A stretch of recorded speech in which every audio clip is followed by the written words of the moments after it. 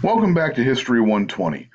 As we move forward, one of the things that I want to touch on that is going to have really important effects through most of the 19th century, but especially for this section of the class between the 1830s and the 1860s, are the rise of early reform movements. So we're going to talk about those in a little bit of depth this week.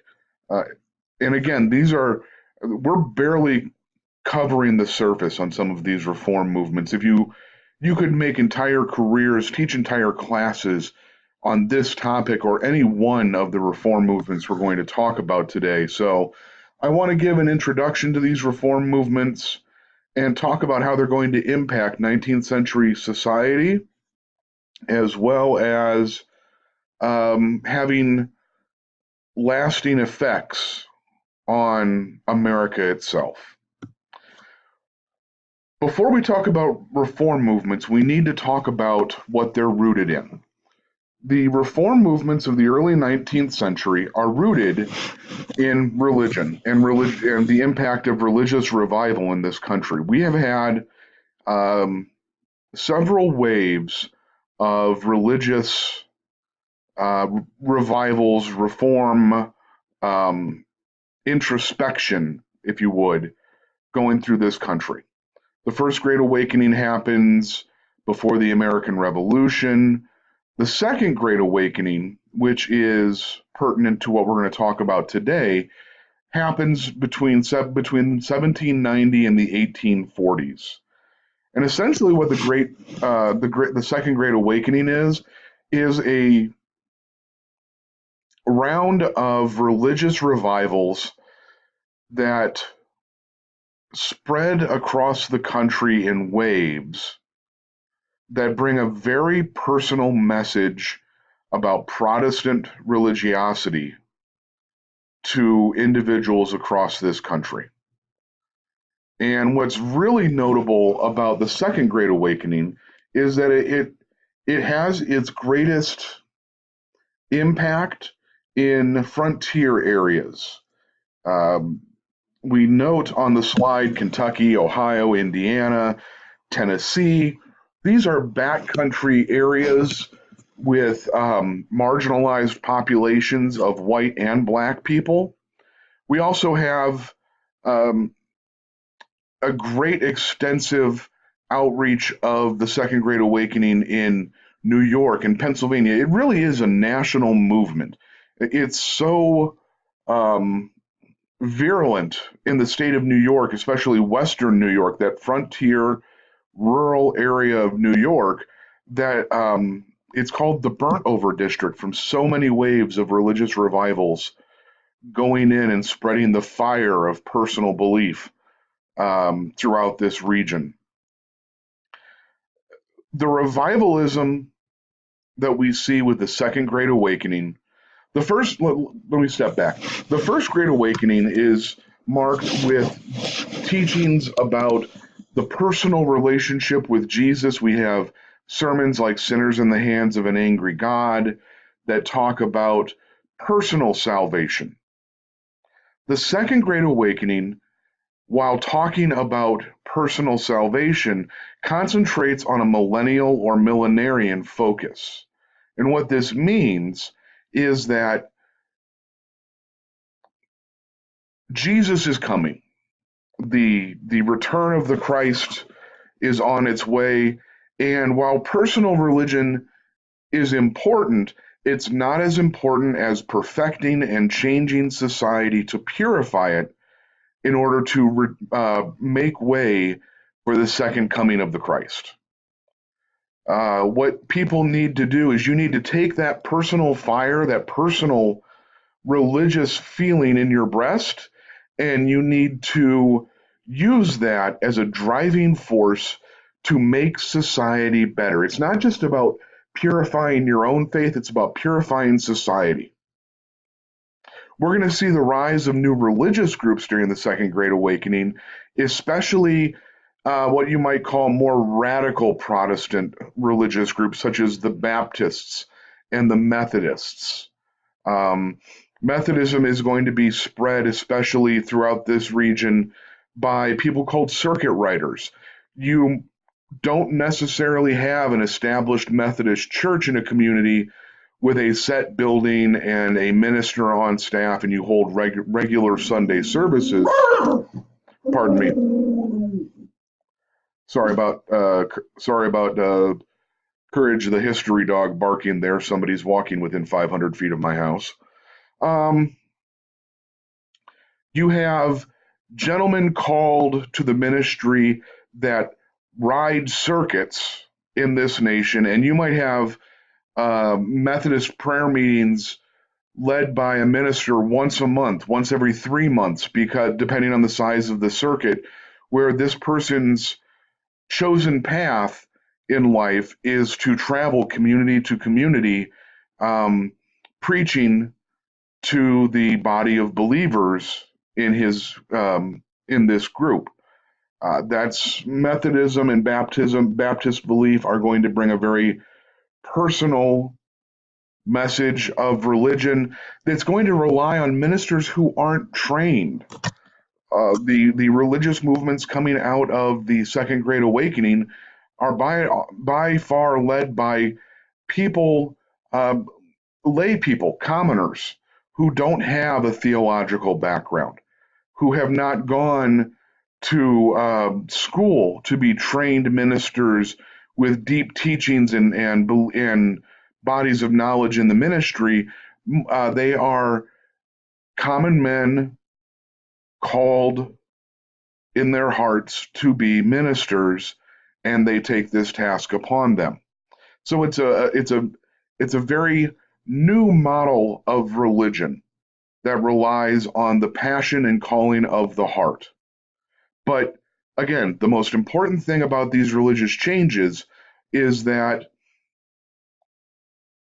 it's not just calling people to believe in the Christian faith, it's calling on these new Christians to go forward and perfect society. And that's what's going to give rise to these reform movements. What kind of reform movements are we talking about in society?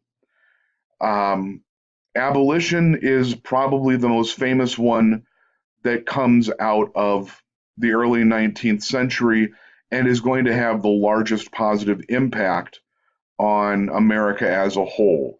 But we also have the rise of temperance movements, the push to ban alcohol or tobacco as a stimulus towards perfecting individuals. We have reform movements for women's suffrage and women's political equality that actually are a subset of the abolition movement. We have people trying to raise utopian communities to model perfect society here on earth, educational movements, the movement to reform our prisons. So these are broad ranging, multifaceted reform movements that are spread throughout society dealing with our social problems. These movements are not universally accepted. They are going to face criticism, they are going to face wide scale rejection and opposition that in some cases will lead to physical violence and societal split. One of the things we have here pictured, speaking of the temperance movement, is an image that was very popular amongst temperance reformers called the Drunkard's Progress.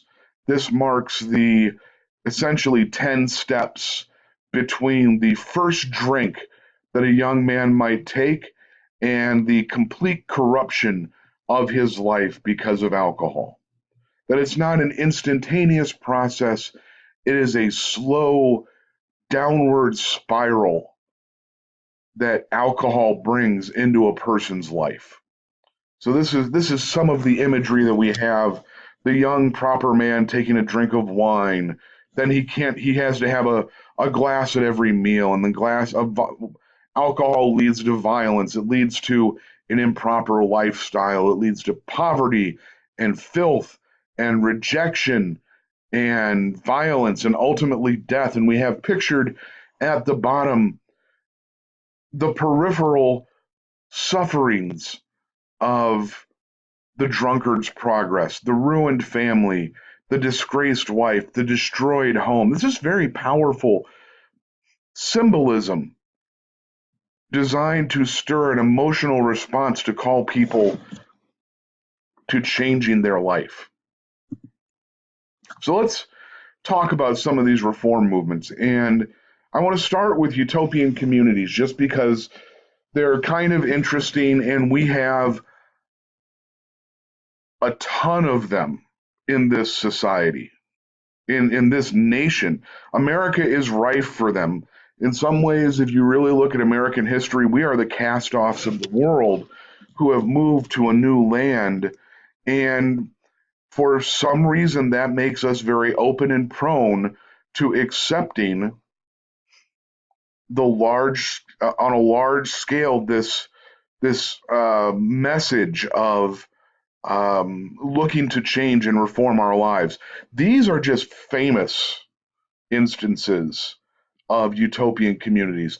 There are hundreds of utopian communities set up across this nation. This is just a small smattering of them, but it shows how widespread this movement is. So, what is utopianism or utopian socialism? Utopian socialism has its roots in the writings of Charles Fourier. He is a industrialist. He invests and runs mills in England, and he looks at the world through a scientific lens. And he sees that the world is run illogically. We live illogical lives, and there must be ways for us to return to a much more scientifically based, logically based way of life. He hates industrial society. He despises people that are merchants, that are middlemen, that are fighting over this penny or that penny or efficiency and different ways of doing things. He hates the division of labor that has classified us across society. He dislikes, in many ways, the Protestant religion and its effect in the repressive moral conditions of our of life, and that we have these moral rules that restrain us based in religion. He wants a scientific, logical outlook on things. He wants to reorder society, and it can be done through organization and not revolution, not bloodshed. He advocates reorganizing societies into small communities. He calls them phalanxes, which draws upon the ideology of the, the military unit of the Greek world. He wants a small society of about 1,500 people to make up each individual community. All members of a phalanx will work every day for 2 hours. This is going to be work that supports the community. This is going to be work that cleans things, takes care of things, works in the factories to build things for sale. But the rest of your time is meant to be spent working on perfection of the human experience. It's meant to develop the mind, to give you time to read and contemplate, to enjoy nature and the good aspects of society. All the crap work in society is going to fall to the kids. Adults are meant to go out and read and enjoy the arts and interact with each other. And kids have to do everything else. They have to do the cleaning and the unpleasant tasks of life, but that's going to give them the background to appreciate the finer things when they grow up. This is the theoretical model that Fourier establishes in the 1830s. Women are going to see Fourier's proposed utopian socialism as a very attractive societal reform because it works towards creating a communal environment where labor is shared. Women aren't isolated into the house and away from everybody else. It also gives women rights and equality in society. He's influenced very heavily by Marx, by Dostoevsky, by European theoretical thinkers as a whole. And so he goes out to create utopia on earth. And it's not just Fourier doing this. People will read his works and rush to grab onto this idea of making life better because with the rise of the Industrial Revolution, we're working in dirty factories. We're not supposed to talk to each other. We work long 10 and 12-hour days, fatiguing ourselves for minimal wages. If you live in rural America, yes, there are social engagements, but you live a very isolated life. So people will grab onto this concept of a utopian community as a means to live a better connected, better quality of life. And as I said earlier, hundreds of these communities will be established by the 1860s. Some of them are going to be religious in origin. Some of these are going to be scientifically based. Some of these are going to be based in the concepts of other philosophies. Brook Farm in Massachusetts is going to be a transcendentalist commune based on tenets of lifestyle and labor for people like Henry David Thoreau and Ralph Waldo Emerson. It's going to be like so many other of these utopians, it's going to fail miserably. But one thing to keep in mind is that since each community is based on various slightly different principles, each community it attempts to reform society along its own lines. There's no unified effort that ties all of these communes together other than the concept of just trying to change society. So let's talk about a couple of examples. The first one that we're going to talk about is also the first one that is built in America. It's the town of New Harmony, Indiana. New Harmony actually started as a German religious community that failed and sold all of its property to Robert Owen, who is a Scottish industrialist and reformer.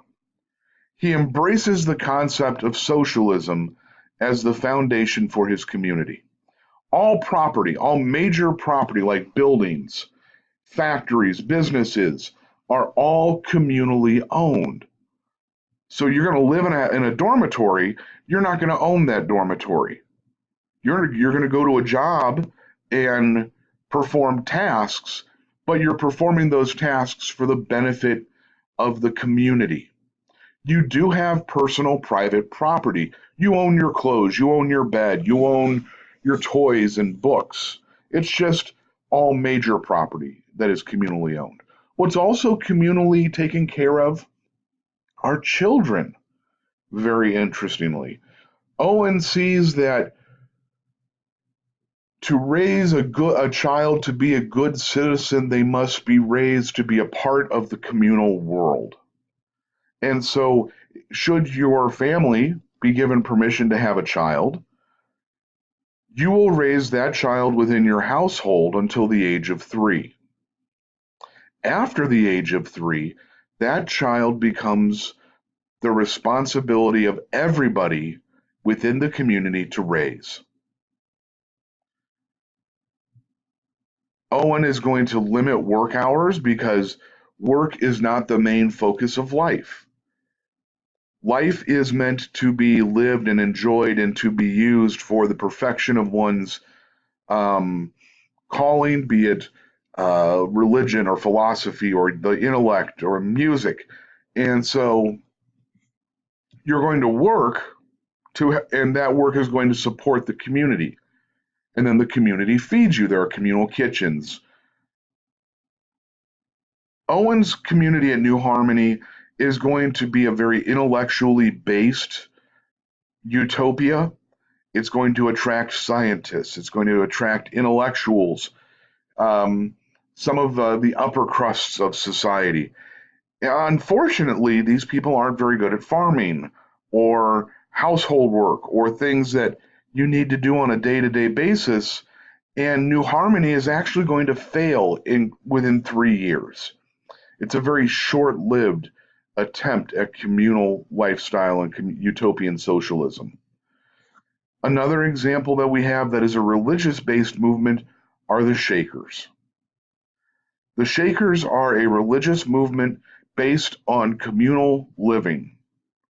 They get their name for the peculiar dances or bodily movements that they take on during religious services. When you are essentially with a Shaker meeting, a Shaker religious meeting, men and women sit separately, and people sit silently until someone is moved by the Spirit to stand and lead the meeting. And very often this is accompanied by physical gyrations as the Spirit comes upon you. There are strict divisions of labor in the Shaker world based on gender. Women have tasks, men have tasks, and those tasks will not be interchangeable, nor will they cross over. The gender divisions are going to cover every aspect of life. Women and men sleep separately in different buildings. As I mentioned just a bit ago, men and women sit separately at religious meetings.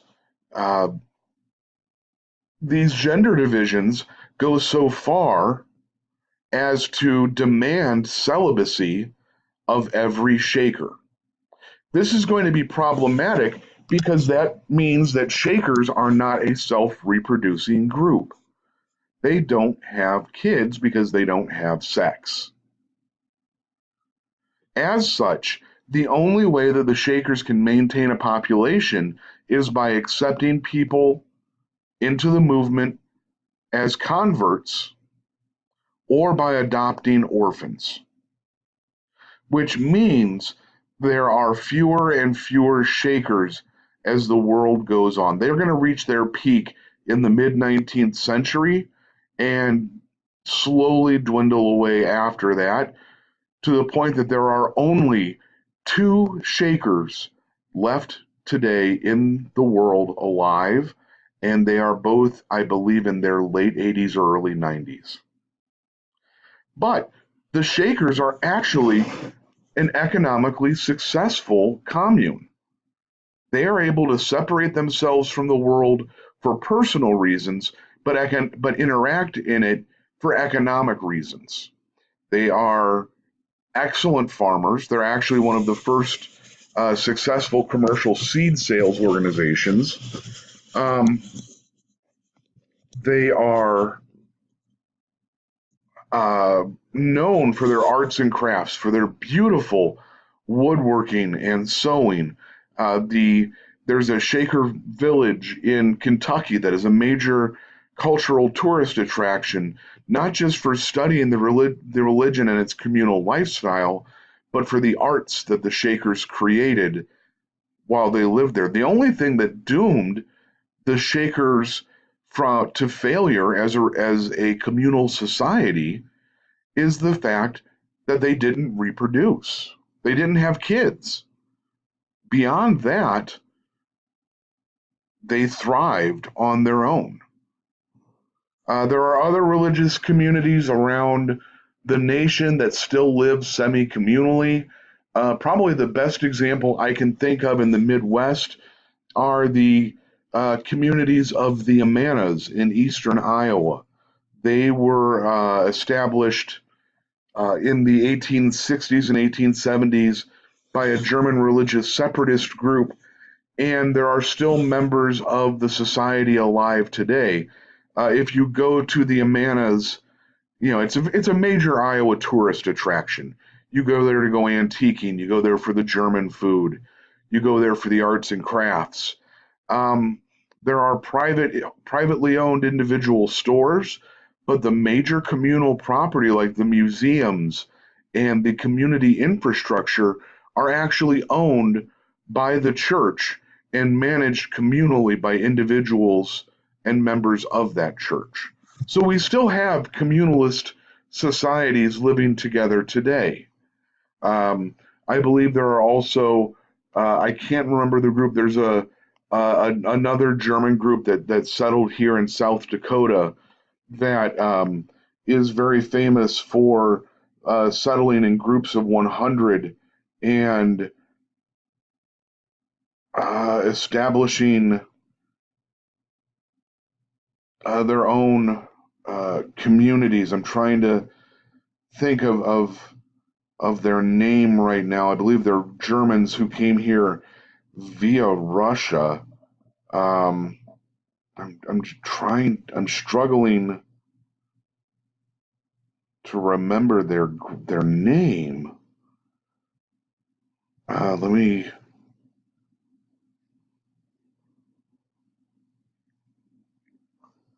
I'm sorry. I shouldn't. I should have better prepared when I remembered this. The Hutterites. The Hutterites are the South Dakota community that, in many, that are a communal group based on religion. All right, I'm going to go ahead and wrap things up there. I'm going a little bit long. Next time when we come back, we're going to talk about temperance and other reform movements in the 19th century. Have a great day.